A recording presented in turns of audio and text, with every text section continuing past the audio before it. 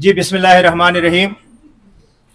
हम शुक्रगुजार हैं इस्लामाबाद नेशनल प्रेस क्लब के इंतज़ामिया के और उनके साथ साथ प्रिंट मीडिया और इलेक्ट्रॉनिक मीडिया से मौजूद तमाम सहाफ़ी दोस्तों के कि जिन्होंने आज हमें यहाँ सुनने का मौका दिया। मैं सरदस्त बता दूँ कि हम जो सामने बैठे हैं और आपके कैमरों के पीछे बैठे हुए हैं और जो बाकी पीछे घरों में बैठे हुए पूरे पाकिस्तान में और पाकिस्तान से बाहर, ये यूनिवर्सिटी टाउन रावलपिंडी जो बजनियाल का मौज़ा है और मेन कश्मीर हाईवे के ऊपर है और M2 टूल प्लाजा के जस्ट अपोजिट हैं, हम उस हाउसिंग प्रोजेक्ट के मुतासिरीन हैं।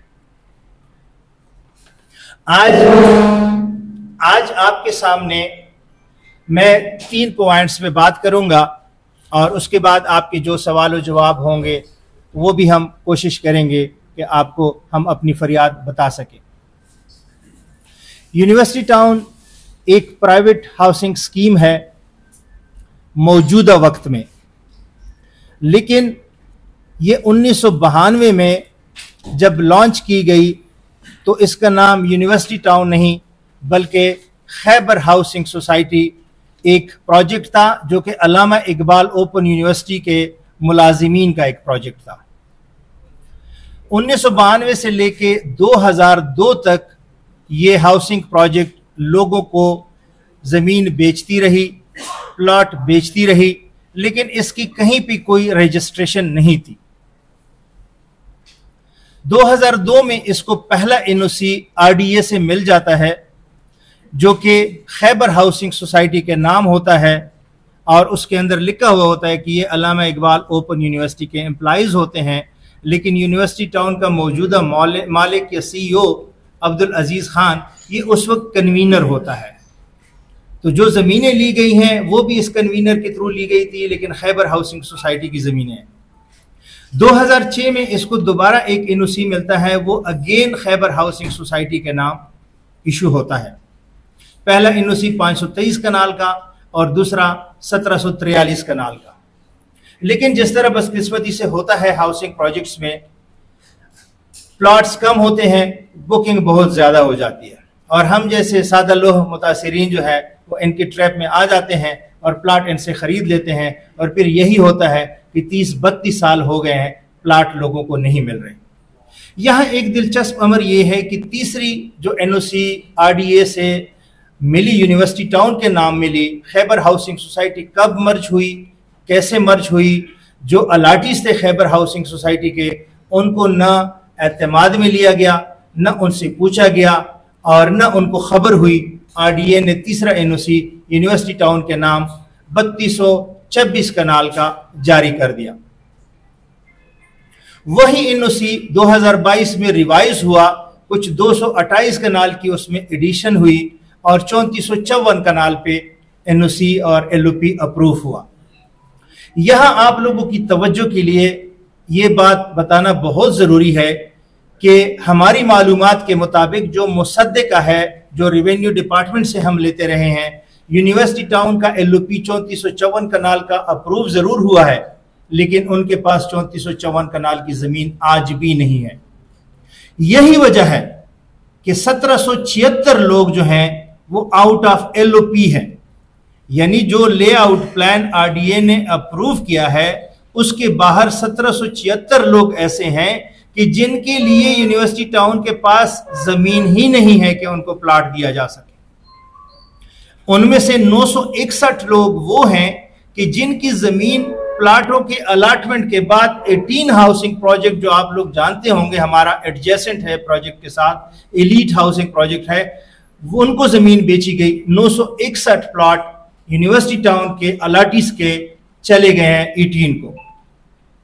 यहां भी हमें RDA के रोल पे इसलिए डाउट होता है कि RDA को एक एग्रीमेंट सबमिट हुआ 18 और यूनिवर्सिटी टाउन का जो बाउंड्री करेक्शन का था उसने एंडोर्स कर दिया गया और उन्होंने ये नहीं देखा कि ये प्लॉट्स तो ऑलरेडी अलाटीज को जा चुके हैं, तो ये कैसे बेचे जा सकते हैं। 815 लोग 961 के अलावा 1776 में से वो हैं कि जिनकी जमीन की मलकियत यूनिवर्सिटी टाउन के पास आज भी नहीं है।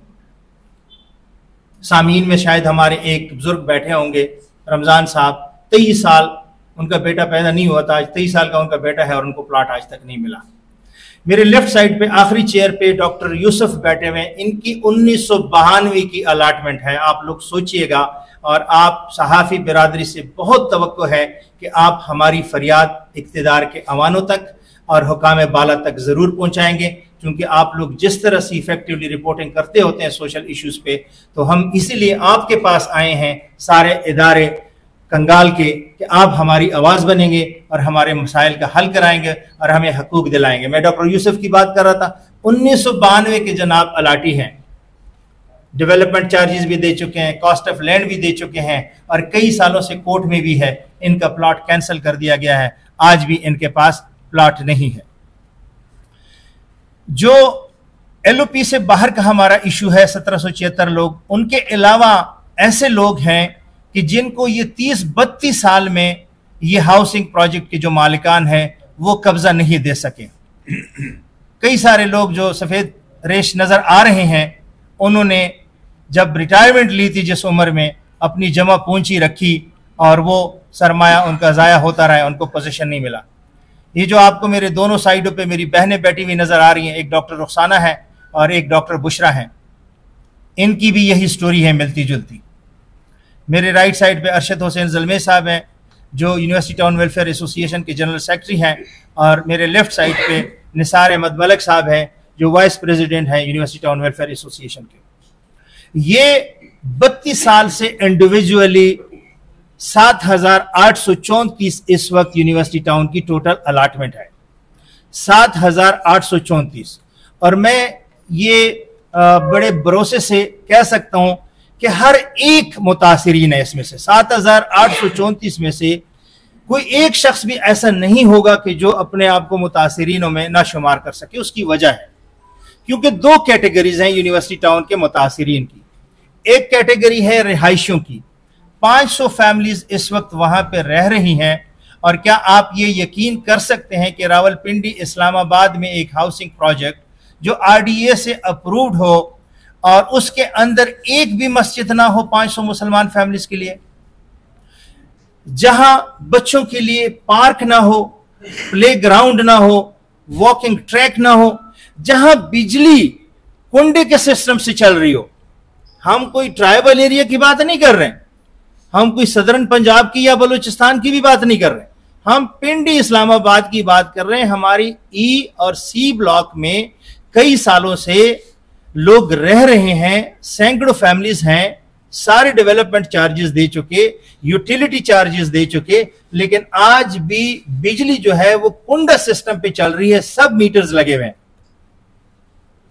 इसके अलावा जो आरडीए ने अभी स्पीकिंग ऑर्डर जारी किया है 30 जून को, Lahore high court Rawalpindi bench के एडवाइस पे, वहां चूंकि आरडीए में जब हमने प्रोटेस्ट किया, बड़ा प्रोटेस्ट किया, वैसे तो हम 17 अगस्त से आरडीए के पास गए हैं और अपने 27 इश्यूज की लिस्ट आरडीए को दी। आरडीए ने हमारी मीटिंग रखवाई, यूनिवर्सिटी टाउन के इंतजामिया की तरफ से, उनका सीईओ मौजूद था और हम उठवा के अकाबिरीन मौजूद थे। 18 सितंबर को डीजी आरडीए ने मीटिंग चेयर की,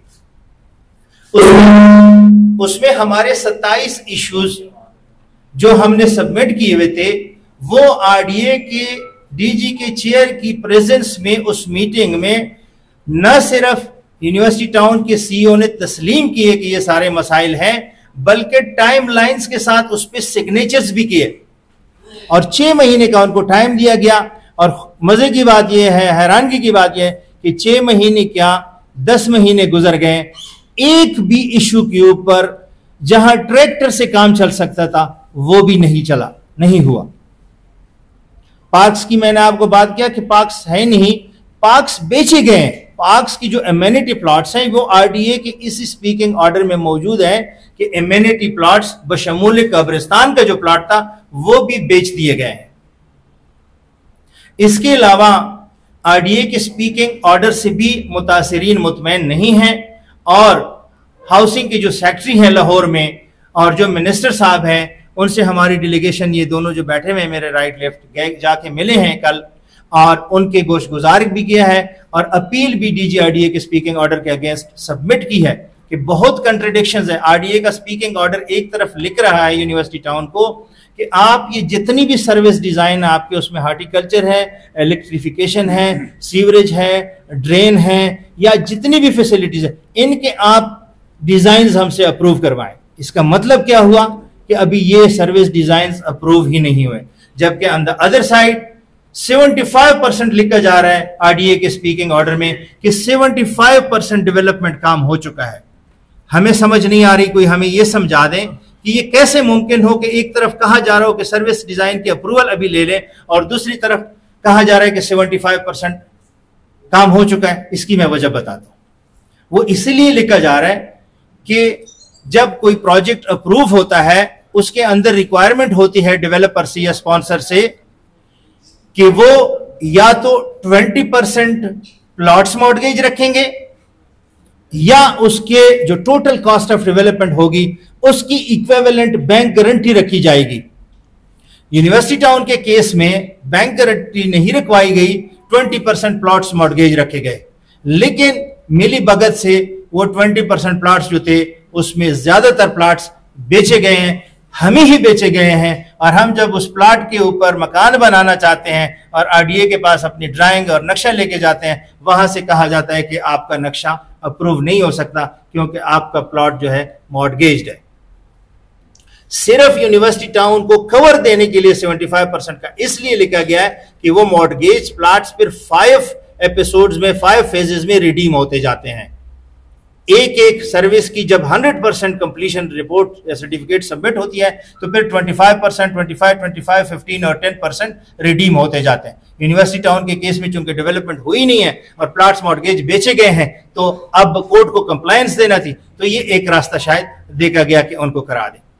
बात हो रही थी रिहायशियों के सहूलियात की, ऐसी बुनियादी सहूलियात जिनका हमसे वादा किया गया था बुकिंग के दौरान, जिनके हमने पैसे भरे हुए हैं, वो सहूलियात एक भी नहीं है। और जब हम बात करते हैं उन सहूलियात की कि ये दे दें तो फिर हमें हरास किया जाता है, हमें पुलिस के जरिए हरास किया जाता है। सारे डॉक्यूमेंट्स हमारे पास मौजूद है। पुलिस चौकी डोक हमीदा, पुलिस चौकी डोक हमीदा में हम जो रिहायशी हैं और साथ में कुछ हमारे बाकी अलाटीज हैं, हमारे खिलाफ कई कंप्लेंट्स गई और हमें कई दफा हरास किया गया। ऑन द अदर साइड जब हमने पुलिस को कंप्लेंट्स की, 250-300 एप्लीकेशंस हमने दी कि हमारे साथ ये हो रहा है, हमारे एक भी एप्लीकेशन के ऊपर रावलपिंडी पुलिस ने FIR नहीं काटी। हालांकि हम चौकी डोक हमीदा से लेके ताना नसीराबाद से होते हुए, DSP कैंट से होते हुए, DPO से होते हुए, CPO से होते हुए, RPO साहब की कुली कचहरियों में भी पहुंचे और हाँ वहां पे अपने फरियाद रखी। हमें हर दफा कहा गया 2 हफ्ते में आपका काम कर देते हैं, 3 हफ्ते में कर देते हैं, लेकिन आज तक RDA की FIR तो काटी गई हमारी प्रेशर की वजह से, लेकिन हमारी कोई FIR नहीं काटी गई। इसके अलावा यूनिवर्सिटी टाउन की इंतजामिया हमें हर तरह से हरास करती है। हमारा पानी बंद किया जाता है, हफ्ता हफ्ता हमें पानी नहीं दिया जाता। हमारे जहां पे हम मुलाजमत करते होते हैं कई सारे साथी, उनके इदारों को लिखा जाता है बेबुनियाद इल्जामात। हमें तखरीबकार कहा गया, हमें दहशतगर्द शरपसंद किया गया, सिर्फ इसलिए कि हम अपने हकूक मांग रहे हैं। कोई और जाती दुश्मनी नहीं उनसे। बार बार कहते रहे, अब भी कहते हैं कि आप हमारे काम करा दें, आप हमें हमारे हकूक दे दें, आप हमारे मसाइल हल कर दें, आपकी सोसाइटी आपको मुबारक। लेकिन चूंकि 32-33 साल आपकी परफॉर्मेंस इस बात की गवाही देता है और उसके ऊपर RDA की शहादत आ जाती है कि आप परफॉर्मेंस नहीं दे सके, आपकी न प्रोफेशनल क्वालिफिकेशन है, न आपकी एजुकेशन है, न आपका एक्सपीरियंस है, उसके ऊपर ये कि आपने दूसरों की सोसाइटी छीन के अपना प्राइवेट एक धोखाधड़ी से फैसलाबाद में रजिस्ट्रार ऑफ फर्म्स के साथ रजिस्टर करके और बाद में यहाँ ACP-CP के साथ बाप बेटों ने मिलके लोगों के हकूक हथिया लिए। पूछा तक ही नहीं जो खैबर हाउसिंग सोसाइटी के अलाटीज थे कि हम ये करने जा रहे हैं ये मर्जर, हालांकि कानून में 2021 के हाउसिंग स्कीम के जो रूल्स हैं वहां ये रिक्वायरमेंट है कि अगर आप इस तरह का मर्जर करेंगे तो आप अलाटीज जो आपके हैं उनसे पूछेंगे, पब्लिक अनाउंसमेंट देंगे, उनको एतमाद में लेंगे। बल्कि यहां तक कहा गया है रूल्स में कि आप अगर किसी अलाटी का प्लॉट एक गली में दूसरी जगह शिफ्ट करेंगे तब भी आप उसकी रिटन कंसेंट लेंगे। यहां ऐसा नहीं होता मेरे भाइयों। 722 लोगों के प्लॉट्स यूटिलिटी चार्जेस के ऊपर कैंसिल कर दिए गए। अब कानून क्या है? कानून यह है कि once you paid cost of land, developer आपका प्लॉट कैंसिल नहीं कर सकता। ये हाउसिंग स्कीम के रूल्स भी कह रहे हैं, ये आरडीए ने पहले भी कहा है, और अभी स्पीकिंग ऑर्डर 30 जून को जो ये रिलीज हुआ है उसमें भी कहा है। इनको वाज़ेह तौर पे लिखा हुआ है कि आपने ये इल्लीगल कैंसलेशन की है और आप 15 दिन के अंदर लोगों को रिस्टोर कर दें। इन्होंने उसका ये तरीका निकाला कि इतनी सी एडवर्टाइजमेंट अखबार में दी कि जिनके कैंसिल प्लाट्स हैं वो हमसे राब्ता करें, लेकिन राब्ता करके हम ड्यूज अपनी मर्जी से अगेन लेंगे। 5,04,000 रुपए 5 मरले से, और कोई 19 लाख रुपए ये एक कनाल से लेते हैं यूटिलिटी चार्जेस। कानून क्या कहता है? कानून ये कहता है कि यूटिलिटी चार्जेस अगर लिए जाएंगे तो एज पर एक्चुअल कॉस्ट लिए जाएंगे। इन्होंने कोई कॉस्ट की कैलकुलेशन नहीं की, लोगों से जबरदस्ती लेते हैं, नहीं देते तो प्लॉट कैंसिल हो जाते हैं। यहां बहुत सारे लोग ऐसे बैठे हुए कि जिनके प्लॉट इसी वजह से कैंसिल हुए हुए हैं, और ये 16-20 साल से 22-25 साल से इंतजार कर रहे हैं कि इनको प्लॉट का कब्जा मिले और ये वहां पे मकान बना सके। दूसरा बड़ा जो इशू है वो नॉन पोजीशन का है। यानी आप लोग ये अंदाजा लगा लें कि 33 साल पुराना हाउसिंग प्रोजेक्ट है और आज सिर्फ 500 फैमिलीज वहां पे आबाद हुई हैं, सिर्फ 500 फैमिली, जबकि आबादी आप लोग जानते हैं कि चक्री तक चली गई हाउसिंग स्कीम, वहां तक। यहां फैसिलिटी नहीं है। साथ में जुड़ा हुआ 18 हाउसिंग स्कीम है जहां कनाल का प्लाट 8.5 करोड़ का बिकता है। यूनिवर्सिटी टाउन में आज भी करोड़ रुपए का मिल जाता है। ये सिर्फ और सिर्फ डेवलपर की नाअहली है जिसने सोसाइटी को इस मकसद के तहत नॉन डेवलप रखा कि हमने पुराने वक्तों में अगर प्लाट बेचे थे, सस्ते बेचे थे, अब लोगों से हम बाय बैक करेंगे। डेवलपमेंट नहीं करेंगे तो लोग मजबूर हो जाएंगे और हम फिर बाय बैक करेंगे औने पौने रास्ते। जिसने 8-10 लाख 15-20 साल पहले दिए थे, आज उसकी वैल्यू क्या होनी है? ये 8-10 लाख में भी 20% डिडक्शन करके कहते हैं आप रिफंड ले लें। ये मैं आपको किस्से कहानी मेरे भाइयों नहीं सुना रहा, इस सब के डॉक्यूमेंट्स मौजूद है। वो जो हमारा कलीग बैठा हुआ है वो ब्लैक बैग में हर एक बात का सबूत मौजूद है। एक एक अलाटी का नंबर, उसका रजिस्ट्रेशन नंबर, उसने कितनी पेमेंट की हुई है। अभी तक मालूमात के मुताबिक यूनिवर्सिटी टाउन लोगों से 8.25 अरब रुपए ले चुकी है, और वो कहीं जाके कारोबार एस्टेब्लिश किए माइंस के, कहीं जाके दूसरे हाउसिंग प्रोजेक्ट्स बनाने की कोशिश की, जमीनें ली हैं, कुतबाल में ली है, फतेह जंग में ली है, साथ में नून विलेज में ली है, और बहुत सारे कारोबारों में पैसे फूंक भी दिए। ऑस्ट्रेलिया तक इनकी रीच और पहुंच है, कनाडा तक है, और किसी कानून को खातिर में नहीं लाते। अपनी एक अंडरटेकिंग बनाई हुई है, अपना यूनिलेटरल एग्रीमेंट बनाया हुआ है जो अलाटी से या परचेजर से साइन करवाते हैं, और वो ना करें तो फिर उनके कॉन्सिक्वेंसेस अलाटी या परचेजर को भुगतने पड़ते हैं। आप लोगों के पास आने का मकसद यही था कि हम ब्रॉडली ये जो हमारे इश्यूज हैं ये आपके सामने रख सकें, और आप हमारी आवाज़ बन के, हमारे से कोई सवाल है, कोई सबूत चाहिए, कोई चीज़ चाहिए, वो हम प्रोवाइड करने के लिए, देने के लिए तैयार हैं। इसका एक दूसरा मरहला मैं आपको बता दूं कि हम जब 17 अगस्त से हमने आरडीए से शुरू किया तो आज तक हम आरडीए के पास भी जा रहे हैं, और आरडीए से आगे लाहौर भी जा रहे हैं, सेक्रेटरी हाउसिंग के पास, मिनिस्टर हाउसिंग के पास, और चीफ मिनिस्टर साहबा के पास भी। इसके अलावा पुलिस का मैंने जिक्र कर दिया, रावलपिंडी पुलिस का। इस्लामाबाद पुलिस की यह है कि 14 फरवरी को मुझे कॉल आती है यूनिवर्सिटी टाउन के हेड ऑफिस के लैंडलाइन ऑफिशियल नंबर से, और मुझे धमकी दी जाती है जान से मारने की और घर आके मारने की। वो कॉल रिकॉर्ड करते हैं हम, और वो कॉल हम अपने व्हाट्सएप ग्रुप्स में भी चलाते हैं, और वो कॉल की रिकॉर्डिंग जाके हम चौकी डोक हमीदा भी जाते हैं। वो कहते हैं कि आप रमना चले जाएं, वहाँ की जुरिस्डिक्शन है। रमना दिखाते हैं तो वो कहते हैं चौकी डोक हमीदा की जुरिस्डिक्शन है। बहरहाल वहाँ का एसएचओ हमें कमिट करता है कि जी आपके अगर जो ट्रांजेक्शन्स G11 में हुई हैं, चूंकि इनका हेड ऑफिस G11 में है, तो वो मैं सारी जिम्मेदार हूँ, मेरी जुरिस्डिक्शन में आती है, आपकी 1000 कंप्लेंट्स होंगी तो मैं एंटरटेन करूंगा। हम खुश हो जाते हैं। उसके बाद हमारी 100 कंप्लेंट्स चली गई, 100 एप्लीकेशंस चली गई, लेकिन इस्लामाबाद पुलिस ने हमारी दादरसी नहीं की, एक भी FIR नहीं काटी। जी हाँ, पहले तो आप थोड़ी सी ये क्लियर कर दीजिएगा, आपने 17 अगस्त का जिक्र किया है, ये 1 अगस्त आएगा ना, ये पिछले साल की बात कर रहे हैं, को महीना हो गया? ये सर 2024, 17 अगस्त 2024। ठीक हो। अच्छा, मेरा सवाल ये है कि ये बकौल आपके कि 8000 की है वो, उसमें रेशियो जो एक्चुअल आपने बताया है वो 7834 लोग हैं जी। तो क्या ये 30-32 साल से आपका ये इशू चल रहा है और ये दिन ब दिन बढ़ता चला गया है, तो आप अभी जो है पहली मरतबा प्रेस कॉन्फ्रेंस करने आए हैं और आपको मुद्दा जो है वो मीडिया के सामने या अवाम के सामने पहली मरतबा रख रहे हैं? जी सर, बहुत अच्छा सवाल है आपने, शुक्रिया आपका।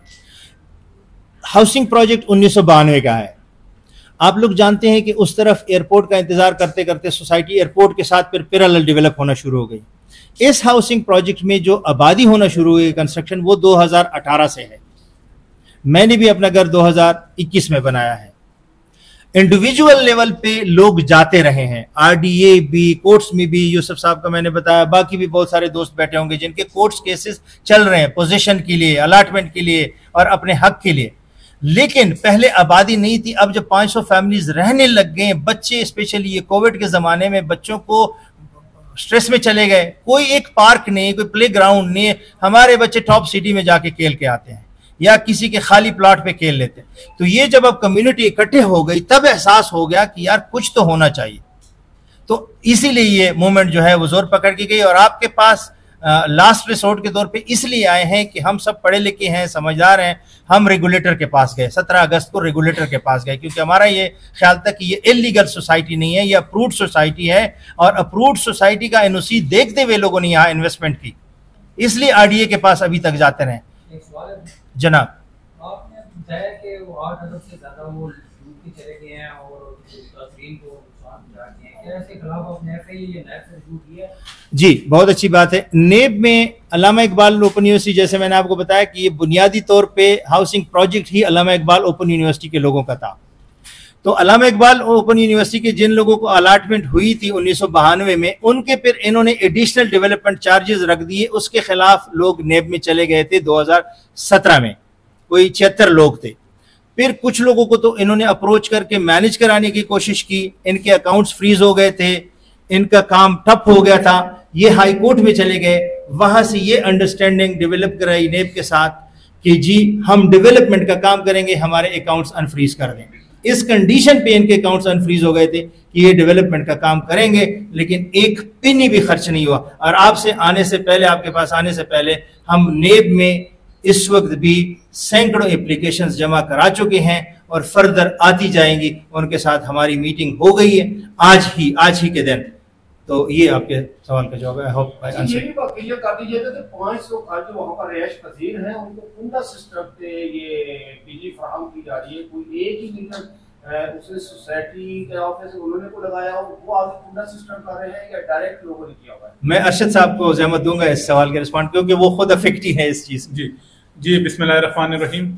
अच्छा देखें, जो अभी तक सारा खटक साहब ने ब्रीफ किया है उससे तो समझ यही आती है कि ये कोई इलीगल सोसाइटी है, लेकिन जैसे उन्होंने आखिर में कहा कि ये लीगल है RDA, तो सवाल ये पैदा होता है कि मतलब 21वीं सदी में और एक पंजाब गवर्नमेंट जिसकी चीफ मिनिस्टर मरियम नवाज साहिबा है, जो इस वक्त बहुत ज़्यादा एक्टिव है, जो गवर्नेंस पे बहुत ज़्यादा काम कर रही है, ट्रांसपेरेंसी पे बहुत ज़्यादा काम कर रही है, और जो इदारे हैं उसमें वो ट्रांसपेरेंट एंड सिटीजन रिस्पॉन्सिव जो ग्रीवियंसेस मैकेनिज्म है उसकी बात कर रही है। लेकिन बदकिस्मती से RDA रावलपिंडी डेवलपमेंट अथॉरिटी की इदारा है जिसकी कान पे जू तक नहीं जूमती।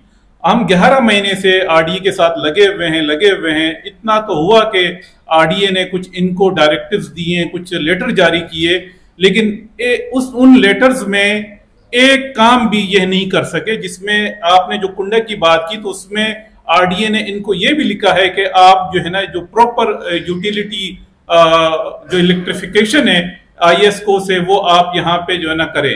उस पे जो है ना ये करोड़ों रुपए ले चुके हैं, लेकिन इसके बावजूद जो सी, ई और एफ ब्लॉक है वहां पे ये इलेक्ट्रिफिकेशन नहीं कर चुके। अच्छा, वहां पे क्या है, वहां पे नंगी तारे हैं, ठीक है ना। आजकल बरसात है, बरसात में आप पिछले दिनों जो है ना वहां पे कुछ बच्चे जो हैं उनको करंट लगा है, कुछ जो है ना जो नमाजी थे वो गुजर रहे थे उनको लगा है। और ये सारी जो शिकायत है वो जबानी, कलामी, तहरीरी सूरत में इन तक पहुंचाई जाती है, लेकिन जो है ना जिस तरह बात की गई कि ये किसी कानून के दायरे में ही अपने आप को नहीं लाते, और जो इसका डेवलपर है, जो डायरेक्टर एडमिन है, वो समझता है कि वो एक ऑस्ट्रेलियन सिटीजन है, तो लिहाजा वो यहाँ पे अपनी मर्जी के जो कवानीन है वो नाफिज करता है। अब यहाँ पे जो आपने मीटर्स की बात की, तो डी ब्लॉक में एक ट्रांसफार्मर लगाया गया है, और वहां से एक ओपन जो तार है वो पूरी सी और ई में पे लाई गई है। उसमें आप कह लें कि पिछले दिनों कुछ महीना पहले कुछ लोगों ने FIA में अप्रोच की थी, तो उसके प्रेशर से उन्होंने सिर्फ ये किया कि वो जो तारें थी उनको पहले जमीन के ऊपर थी, जो RDA के ऑफिशियल्स भी देख चुके हैं। अब उन्होंने वो जो तारें थी वो जमीन के अंदर कर दी, चुप तो गई है, लेकिन उसके जो खतरात है, उसका जो रिस्क है वो और ज्यादा बढ़ गया है। अभी भी आप कह लें कि हमें वोल्टेज का एक बहुत ज्यादा शदीद मसला है। आए दिन हमारे घर में जो इलेक्ट्रॉनिक चीजें हैं, कहीं ना कहीं जो है ना कभी किसी के फ्रिज का मसला हो जाता है, किसी के ओवन का हो जाता है, किसी का AC नहीं चल रहा होता है। तो इस वक्त आप कह लें कि जो 500 वहां पे फैमिलीज हैं, हम नफ्सियाती, माली, अखलाकी, जज्बाती हर हवाले से आप कह लें कि इस वक्त हम इतने परेशानी के आलम में हैं कि हम समझते हैं कि यहाँ पे चीफ मिनिस्टर साहिबा मरियम नवाज की हुकूमत है और ये इदारे कुछ डिलीवर कर पाएंगे, लेकिन 11 महीने से हमने DG RDA से लेके मिनिस्टर हाउसिंग तक अपनी बात पहुंचाई। 16 नवंबर को RDA के ऑफिस में हमने एक बहुत बड़ा प्रोटेस्ट किया और हम समझ रहे थे कि शायद कोई काम हो सके, लेकिन इस वक्त जो RDA में बैठे लोग हैं उन्होंने भी एक जिद बना ली है कि, और जिस तरीके से जो जमील खान है डायरेक्टर एडमिन, आज जब कोर्ट में हेयरिंग थी तो पब्लिकली उन्होंने हमारे लोगों को कहा, इन मुतासरीन को कहा कि आप अपनी फाइलों समेत कब्रों में जाएंगे। यानी आप देखें कि इस्लामाबाद, रावलपिंडी में एक डायरेक्टर एडमिन, एक प्राइवेट जो सोसाइटी है जो RDA से अप्रूव्ड है, वो दिन में हाई कोर्ट के अंदर लोगों को थ्रेटन कर रहा है, लोगों को धमकी दे रहा है कि आप अपनी फाइलों समेत कब्रों में चले जाएंगे, लेकिन आपको प्लॉट नहीं मिलेगा, आपको यहाँ पे बिजली के मीटर नहीं मिलेंगे, आपकी गली पक्की नहीं होगी, आपको पार्क नहीं मिलेगा, आपकी मस्जिद यहाँ पे नहीं बनेगी। तो आप कह लें कि इस वक्त जो है हमारी जो आखिरी उम्मीद है वो आप मीडिया के साथी हैं, क्योंकि यहाँ पे जितने जो लोग हैं ये मिडिल क्लास लोग हैं, कोई फोर्सेस से रिटायर है, कोई कुछ महकमों से रिटायर है, और उन्होंने इसी आसरे पे यहाँ पे प्लॉट्स लिए कि वो यहाँ पे बना के अपने घर में शिफ्ट हो जाएंगे, तो वो भी रुल रहे हैं, और जो लोग अपने घर बना के वहां पे शिफ्ट हो चुके हैं वो भी रुल रहे हैं। तो इस वक्त आप कह लें कि जो रिहायशी है वो भी मुतासरीन है, जो अलाटीज हैं, ये हमारे इनायत साहब बैठे हुए हैं, आप कह लें कि पिछले 30 साल से जो है ना इनको रुलाया जा रहा है, और ये वो सीना छोड़ा करके वो कहते हैं कि मैं किसी कानून को नहीं मानता, आप RDA के आप नेब भी चले जाएं तो जो है ना ये हालात जो है ना आपके वही रहेंगे।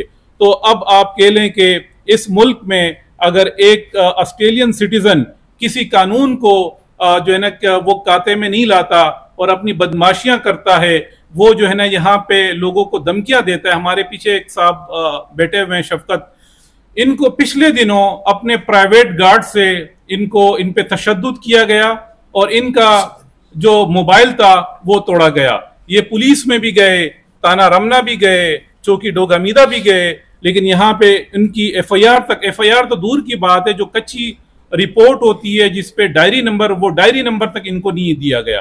तो अब हम जो यहाँ पे इदारे हैं, खासतौर पे वजीर आजम पाकिस्तान जनाब शहबाज शरीफ साहब से, और फिर हमारे जो फील्ड मार्शल हाफिज आसिम मुनीर साहब और हमारी चीफ मिनिस्टर साहिबा, हम उनसे रिक्वेस्ट करते हैं कि खुदारा हम किसी बलूचिस्तान के पसमानदा दूर दराज किसी ट्राइबल एरिया में नहीं बैठे हुए हैं, हम इसी दारुल खिलाफा जो यहाँ से जहाँ पे हम बैठे हुए हैं 1 किलोमीटर पे सारे जो है ना यहाँ पे ऐवान है और इदारे हैं, तो हमारी बात सुनी जाए, मेरिट पे जो है जो हमारे मसाइल है वो हल किए जाएं, और जो इदारों के अंदर काली बेड़ियां हैं जो इस किस्म के डेवलपर्स को इस नेश तक पहुंचाते हैं, उनसे जुल्म करवाते हैं, लोगों का इस्तेसाल करवाते हैं, लोगों का जो सरमाया है वो डबोया जाता है। तो खुदारा जो सरकारी इदारों में इस किस्म की काली बेड़े हैं जो है उनको भी सफाया किया जाए और उनको कानून में पाबंद किया जाए और उनके खिलाफ एक्शन लिया जाए। तो हम आप सबसे उम्मीद करते हैं कि यहाँ पे जो आज हमने बात की है हमने आप तक पहुंचाई है और आपके तवज्जो से हम चाहेंगे कि ये ताकत के ऐवानों तक ये बात हमारी पहुंचाई जाए ताकि जो है ना हमारी दाद रसी की जाए, क्योंकि अगला फिर हमारे पास जो मौका है वो फिर हमारे पास एहतजाज का है, वो फिर हमारे पास जो M2 टूल प्लाजा मोटरवे है फिर वहां पे निकलने का है। फिर हम मजबूरन मोटरवे बंद करेंगे, फिर हम मजबूरन कश्मीर हाईवे पर आएंगे, फिर हम मजबूरन RDA के पास आके वहां पे एहतजाज करेंगे, फिर मजबूरन हम यहाँ से चीफ मिनिस्टर पंजाब के दफ्तर का रुख करेंगे, तो अमन व अमान का मसला भी पैदा होगा। लिहाजा अगर हम 11 महीने से बर्दाश्त कर रहे हैं और कानून के दायरे में रहते हुए इदारों के पास जाके अपनी फरियाद कर रहे हैं और उनसे दादरसी की दरख्वास्त कर रहे हैं, तो आज के इस ताकतवर सोशल मीडिया के दौर में क्यों हमारी बात वहां तक नहीं पहुंचाई जा रही है, या अगर हमारी बात वहां पे पहुंच रही है तो क्या ऐसी मजबूरियां है कि वो इस डेवलपर के खिलाफ कोई एक्शन नहीं लेते। हालांकि आप देखें जो एक स्पीकिंग ऑर्डर जारी हुआ है उस स्पीकिंग ऑर्डर के शुरू में ही उनको लिखा गया है कि ये जो स्कीम है ये 75% कंप्लीट हो चुकी है और जो डेवलप नहीं हुई वहां पे इन्होंने अभी तक इनको जमीनों के कब्जे नहीं मिले। हालांकि हम वहां पे रह रहे हैं, पिछले 4 साल से हम तकरीबन अक्सरियती जो 2-3 लोग हैं हम यहाँ पे रह रहे हैं, पीछे हमारे रिहायशी बैठे हुए हैं। तो इस वक्त आप कह लें कि उनके पास वो जमीन ही मौजूद नहीं है, यानी RDA ने किस बुनियाद पे उनको 3454 कनाल का LOP मंजूर करके दिया, जबकि उनके पास अभी भी 1000 कनाल का कब्जा शामिल नहीं है। फिर लिया RDA ने 18 के साथ मिलके वो जो जमीन थी वो क्यों उनको बेची गई, जिससे 900 प्लस जो लोग थे उनको मुतासरीन में तब्दील कर दिया गया। तो लिहाजा यही बात है कि यहाँ पे जो कमजोर है अगर वो आवाज ना उठाए तो भी उसके साथ जुल्म होता है, और वो अगर अपनी आवाज उठाता है तो उनको प्राइवेट गार्ड्स के जरिए तशद्दुद किया जाता है, उनको पुलिस के जरिए हरासा किया जाता है। RDA के अंदर फरमाइशी लेटर लिखे जाते हैं। हमें RDA के अंदर से एक खातून ने हम पे कहा कि आप मुझे हरासा कर रहे हैं, हालांकि हम as a complainant as a applicants RDA के ऑफिस में जाते हैं कि भाई हमारा मसले का क्या हुआ। जब हम वहां पे जाते हैं अपने मसले का पूछते हैं तो फिर हम पे इल्जामात लगाए जाते हैं कि यहाँ पे ये आते हैं और हमें हरासा करते हैं। तो अगर हम RDA एक पब्लिक ऑफिस है वहां पे ना जाएं, वहां पे अपने मसले का ना पूछे तो फिर हम कहाँ जाएं? क्या हम सड़कों पे आ जाएं, अमन व अमान खराब करें, कानून को हाथ में लें? जाएं तो हम कहाँ जाएं? इस वक्त हमारी हालत जो है बहुत ज्यादा हमें आप कह लें कि नफ्सियाती तौर पे, माली तौर पे और फिजिकली जो है ना हम पे हर हवाले से तशद्दुद किया जा रहा है। अभी भी हमें धमकियां मिल रही है कि आप जो है ना कब्रों में चले जाएंगे और आपको आपके अंजाम तक पहुंचाएंगे, लेकिन ना हमने आपको प्लॉट देना है ना हमने आपको डेवलपमेंट देनी है। तो लिहाजा हम उम्मीद करते हैं कि जो इदारे हैं वो हरकत में आएंगे, कानून हरकत में आएगा और हमारे जो मसाइल है उनकी दादरसी की जाएगी। शुक्रिया।